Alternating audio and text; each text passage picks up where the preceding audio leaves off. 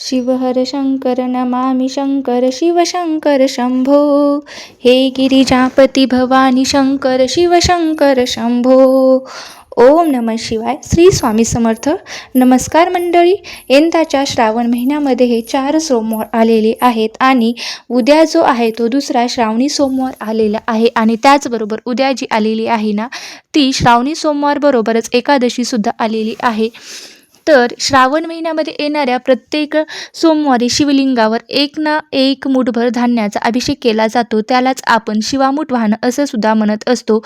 बघा, यंदा म्हणजेच 24 ऑगस्टला उद्या दुसरा हा श्रावणी सोमवार आहे आणि त्या दिवशीच पुत्रदा एकादशी भागवत एकादशी आहे. यामुळे तुमच्या सगळ्यांचा प्रश्न असतोच की बघा, प्रश्न हा असतो की एकादशीचा उपवास तर आपण सोडत नाही, पण श्रावणी सोमवार मात्र संध्याकाळी सोडला जातो. तर मग आता करायचं काय? त्याचप्रमाणे या सोमवारची शिवामूठ नक्की कोणती, ती कशी व्हावी? पहिला सोमवार जर करायचा राहिला असेल तर पहिला सोमवार करायचा राहिला असेल तर त्याचबरोबर अविवाहित महिलांनी शिवामुठीचा कोणता मंत्र म्हणावा या संदर्भातली संपूर्ण माहिती आपण पाहणार आहोत. त्यामुळे काय करायचं आहे ते तुम्हाला व्हिडिओ स्किप न करता शेवटपर्यंत नक्की पहा, जेणेकरून संपूर्ण माहिती मिळेल. उद्याच म्हणजे 24 तारखेला दुसरा श्रावणी सोमवार आहे आणि यंदा या उद्याची शिवामूठ आहे ती म्हणजे तीळ आलेली आहे आणि 24 तारखेला आपल्याला हा दुसरा सोमवार आहे तो पूजा करायची आहे. 24 तारखेला तसेच पुत्रदा भागवत एकादशी सुद्धा आहे. मग उपवास कसा करावा, कसा सोडावा, बघा हे सर्व आपण जाणून घेणार आहोत. पण त्या अगोदर आपण दुसऱ्या श्रावणी सोमवारची पूजा कशी करावी या संदर्भातली सुद्धा माहिती जाणून घेऊया. बघा, श्रावणातल्या पहिल्या सोमवारी जशी आपण घरच्या घरी आपल्या देवघरातल्या शिवलिंगाची किंवा स्वतःच्या हाताने मातीचं किंवा वाळूचं पार्थिव शिवलिंग म्हटलं जातं त्याची सुद्धा तुम्ही अगदी ज्या पद्धतीने पूजा केलेली आहे अगदी त्याच पद्धतीने तुम्हाला पूजा करायची आहे. शिवामूठ व्हायची अगदी त्याच पद्धतीने तुम्हाला ही पूजा करायची आहे. आपल्याला श्रावणातल्या दुसऱ्या सोमवारची ही पूजा करायची आहे. फक्त शिवामूठ ही वेगळी असेल, म्हणजे अगोदर जशी आपण पहिल्या सोमवारी पूजा केली होती अगदी त्याचप्रमाणे आपल्याला या दुसऱ्या श्रावणी सोमवारची सुद्धा पूजा करायची आहे. फक्त शिवामूठ ही दुसरी असणार आहे. सकाळी सूर्योदयापासून व्रताला सुरुवात करावी. दिवसभर उपवास करावा. साबुदाण्याचे पदार्थ खाऊ शकता, बटाट्याचे पदार्थ खाऊ शकता, मीठ घालून तयार केलेले उपवासाचे पदार्थ खाल्ले तरीही चालतं. फळ खाऊन सुद्धा तुम्ही उपवास करू शकता. फक्त गोड पदार्थही खाऊन तुम्ही उपवास करू शकता. फक्त उपवासामध्ये भगर ही अजिबात खाऊ नका. तुमच्याकडे जशी पद्धत असेल, पूर्वापार चालत आलेली असेल अगदी त्या पद्धतीने तुम्हाला उपवास करायचा आहे. उपवास नाही केला तरीही काही हरकत नाही. बघा, आता पूजेच्या बाबतीत सांगायचं झालं तर ज्यांना अगदी ब्रह्ममुहूर्तावर शिवलिंगाचा अभिषेक करून शिवामूठ वाहणं शक्य आहे त्यांनी अगदी त्या ब्रह्ममुहूर्तावर उठून शिवामूठ वाहिली तर अतिउत्तमच आहे. पण ज्यांना सकाळी शक्य नाही त्यांनी या वेळेत करायचं आहे. ज्यांना अगदी सकाळी देवपूजेसाठी वेळ साधता येईल त्यावेळी सुद्धा पूजा करता येईल तेव्हा केलं तरीही चालेल, किंवा अगदी शक्य झालं नाही तर तुम्ही दिवसभर फक्त उपवास करा. सायंकाळी प्रदोष काळाच्या वेळेस शिवलिंगाची पूजा करा. प्रदोष काळामध्ये शक्य झालं नाही तर रात्री 9 वाजेच्या आत जेव्हा तुम्हाला वेळ मिळेल तेव्हा तुम्हाला शिवलिंगाचा अभिषेक करा, नैवेद्य दाखवा आणि त्यानंतर तुम्ही उपवास सोडू शकता. आता बघा, दुसरा श्रावणी सोमवारला एकादशी आणि श्रावणी सोमवार असे 2 उपवास एकत्र आलेले आहेत. मग दोन्ही उपवास आपण कसे सोडायचे ते पाहूया. आता काय करायचं, अगदी सोपे आणि सोप्या भाषेत सांगते बघा, तुम्हाला कळेल. श्रावणी सोमवारला भगर चालत नाही. भगर सोडून इतर कोणतेही उपवासाचे पदार्थ खाल्लं तरीही चालतं. फक्त श्रावणी सोमवारला उपवास म्हणजे श्रावणी सोमवारला हे भगर चालत नाही. मग श्रावणी सोमवाराला उपवासाला भगर चालत नाही आणि म्हणूनच तुम्हाला दिवसभर उपवास करायचा आहे. जसा तुम्ही नेहमी उपवास करता अगदी त्याचप्रमाणे तुम्हाला फराळाचे पदार्थ खाऊन हा उपवास करायचा आहे. संध्याकाळच्या फराळात मात्र तुम्हाला भगर खायची आहे. म्हणजेच काय तर जेव्हा तुम्ही एक टाइम जेवतात म्हणजे रात्रीच्या वेळेला तुम्हाला भगर खायची आहे आणि तुम्ही श्रावणी सोमवार सोडणार आहात. पण तुमची एकादशी सुद्धा मोडणार नाही, कारण एकादशीला जर भगर चालते म्हणून दिवसभर तुम्ही फळाहार घेऊ शकता, दूध वगैरे घेऊ शकता. जसा इतर उपवास करतात अगदी त्याच पद्धतीने तुम्हाला हा उपवास करायचा आहे. आणि उपवास कसा एकत्र घडवायचा तर बघा, संध्याकाळी भगरीवर सोडायचा आहे. शिवपूजन झाल्यानंतर भगर खायची म्हणजे श्रावणी सोमवार सोडल्यासारखं होईल, पण तरी सुद्धा एकादशी मात्र मोडणार नाही.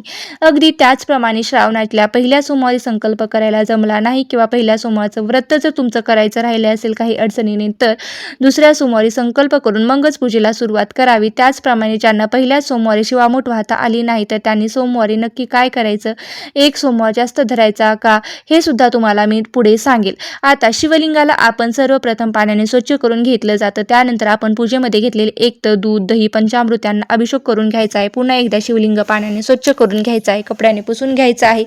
त्यानंतर शिवलिंगावर चंदनाचं लेपन करायचं आहे. तुम्ही भस्म लावला तरीही चालेल, अष्टगंध असेल तर तोही तुम्ही लावला तरीही चालतं. त्यानंतर तुम्हाला काय करायचं आहे तर एक पांढरं कापड पाठावर घ्यायचं आहे, चौरंगावर अंथरून घ्यायचं आहे, त्यावर ताट ठेवायचं आहे. तुम्ही स्टीलचं ताट घेतलं तरीही चालतं. बघा, म्हणजे दोन्हीकडे काहीकडे वस्तू उपलब्ध नसतात, मग त्यांच्यामध्ये संकोच नको म्हणून तुम्ही स्टीलचं ताट घेतलं किंवा प्लेट घेतलं तरीही चालतं. बघा, तर बघा, ताटामध्ये तुम्हाला शिवलिंग ठेवण्यापुरते आपल्याला थोड्याशा अक्षदा म्हणजे तांदूळ ठेवायचे आहेत, किंवा तुम्ही बेलपत्र जी आहे ती सुद्धा तुम्ही उलटी बाजू सुलट बाजू असते ना ती बाजूने करून बेलपत्र ठेवून त्यावर शिवलिंग ठेवलं तरीही चालेल. त्यानंतर शिवलिंगाला आपण पांढऱ्या रंगाचा धागा आहे किंवा कापूस अर्पण करायचा आहे किंवा वस्त्रमाळ सुद्धा अर्पण करायची आहे. हे पालतं बेलपत्र करून व्हायचं आहे. तुमच्यापैकी बरेच जण विचारतात की शिवलिंगाला दुर्वा वाहत नाही. तुम्हाला कोणी सांगितले की शिवलिंगाला दुर्वा वाहत नाहीत? शिवलिंगामध्ये फक्त भगवान शिव नाहीयेत, तर त्यांचा संपूर्ण परिवार बसलेला आहे. तर त्यांच्यामध्ये श्री गणेश भगवान तर येतातच. गणेश भगवानांना दुर्वा चालतात, तसे शिवलिंगालाही दुर्वा चालतात. महादेवांना सुद्धा दुर्वा प्रिय आहेत, कारण आपण पत्री पूजा करतो. तर बघा, हरितालिकेच्या वेळेस तर जेव्हा महादेवाची पूजा करतात ना, त्या पत्री वाहिल्या जातात, त्यांच्यामध्ये दुर्वाचाही समावेश होतो. त्याचप्रमाणे पांढऱ्या रंगाची फुलं किंवा गुकोणीची निळी फुलं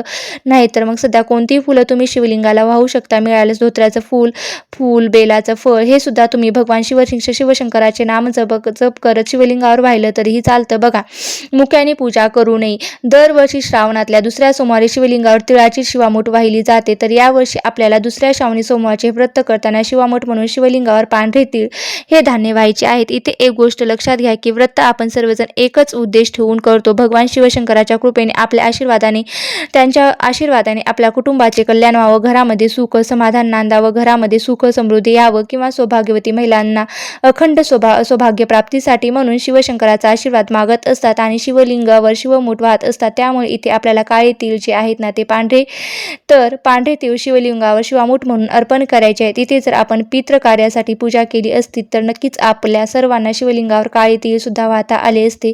तर एवढा एक फरक लक्षात घ्या. आणि त्याचप्रमाणे शिवलिंगावर फक्त पांढरे तीळ शिवामूठ म्हणून वाहा.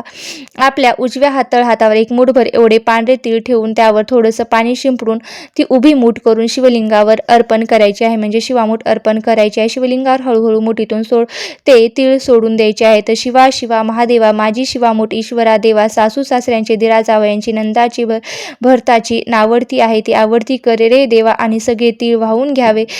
आणि सौभाग्यवती महिलांच्या या व्यतिरिक्त तुम्ही जर विवाहित पुरुष असाल किंवा अविवाहितच्या मुली असताना, कुमारिका असताना, तर तुमचं लग्न झालेलं असेल तर तुमचे पती आता हयात नाहीत, म्हणजे तुम्ही काय करायचं, ब्रह्मचारिणी आहात, तर अशा सर्वांना हा मंत्र येणार नाही. तर तुम्ही काय म्हणायचं आहे तर शिवा शिवा महादेवा माझी शिवामूठ ईश्वरा देवा, मनातल्या सगळ्या इच्छा पूर्ण कर रे देवा, अशा पद्धतीने तुम्हाला हा मंत्र म्हणता येईल. तुमच्यापैकी जो कोणी श्रावणातला पहिला सोमवार करू शकले नाही, तर तुमच्याकडून पूजा राहिली असेल तर मग त्यांनी शिवामूठ वाहू शकला नाहीत, तर मग काय करायचं तर दुसऱ्या श्रावणी सोमवारी शिवलिंगाची पूजा करताना सर्वप्रथम शिवलिंगावर तांदूळ हे धान्य शिवामूठ वाहून घ्यायचं आहे. पहिली शिवामूठ तांदळाची असते. शिवामूठ झाल्यानंतर पांढरे तीळ आहे ते शिवामूठ वाहून व्हायचं आहे. आणि एकदम तुम्ही शिवामठीचा मंत्रही सुद्धा म्हणू शकता सांगितल्याप्रमाणे. आणि त्यानंतर तुम्हाला जास्तीचा सोमवार करण्याची गरज पडणार नाही, कारण जेव्हा आपल्याकडून असं काही होतं की आपल्याकडून पहिला सोमवार राहून गेला जातो, दुसऱ्या सोमवारी त्या 2 शिवामूठा वाहून द्यायच्या असतात. फक्त जेव्हा आपल्याकडून शेवटच्या सोमवारी असं झालं की आपल्याला काही कारणामुळे पूजा करता आली नाही किंवा शिवामूठ वाहता आली नाही, तर मग त्यावेळेस आपण एक जास्तीचा सोमवार करू शकतो.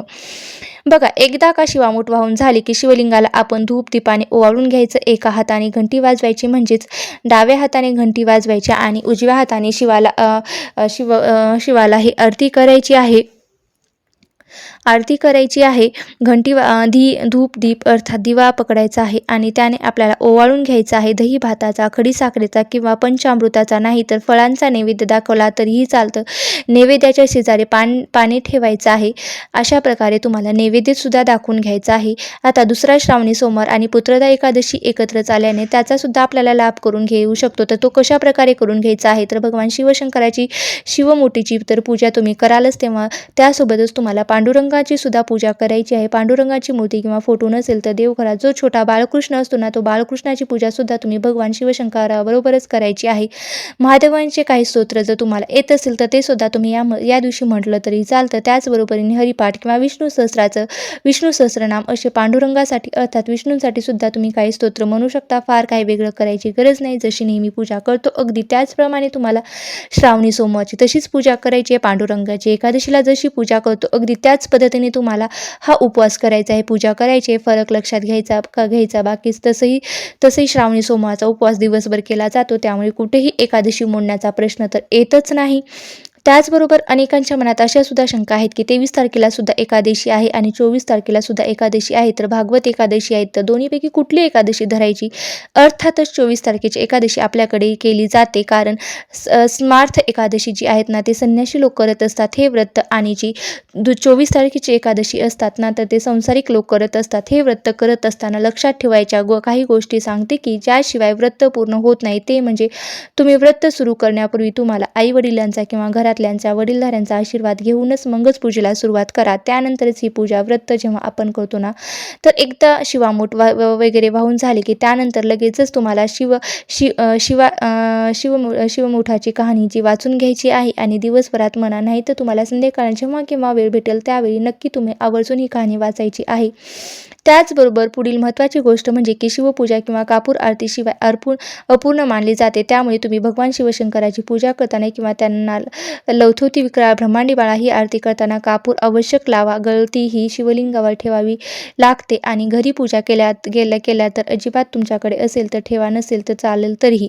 बघा, म्हणजे जर तुमच्याकडे गळती असेल तर ठेवली तरीही चालतं, नसलं तरीही चालतं. आता दुसऱ्या दिवशी सकाळी आपली अंघोळ वगैरे झाल्यावर शिवलिंगाला स्नान घालायचं. शिवलिंग व्यवस्थित कापडाने पुसून घ्यायचं. चंदनाचा किंवा भस्माचा गंध लावायचा. शिवलिंग देवाऱ्यामध्ये आपण ज्या जागेवर नेहमी ठेवतो तिथे स्थापन करून घ्यायचं आहे आणि जे काही वस्तू आहेत ना त्या निर्मल्यामध्ये टाकून द्यायच्या आहे. शिवामुठीचं धान्य असेल त्याचबरोबर पानं असतील, फुलं असतील तर ते सगळं तुम्हाला झाडाच्या कुंडीत टाकून द्यायचं आहे किंवा एखाद्या झाडाच्या बुड्यापाशी नेऊन तुम्हाला हात टाकायचा आहे. अशा प्रकारे तुम्हाला श्रावणी सोमवारची पूजा आणि एकादशी एकत्र असल्यामुळे हा उपवास कसा केला पाहिजे आणि जेणेकरून तुम्हाला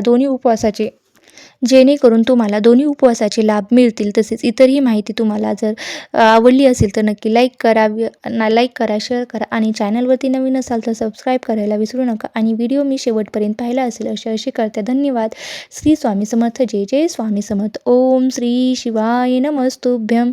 ओम श्री शिवाय नमस्तुभ्यं. आणि कमेंट बॉक्समध्ये ओम नमो भगवते वासुदेवाय नमः लिहायला विसरू नका. तसेच ओम नमः शिवाय किंवा ओम नमः शिवाय लिहायला सुद्धा विसरू नका.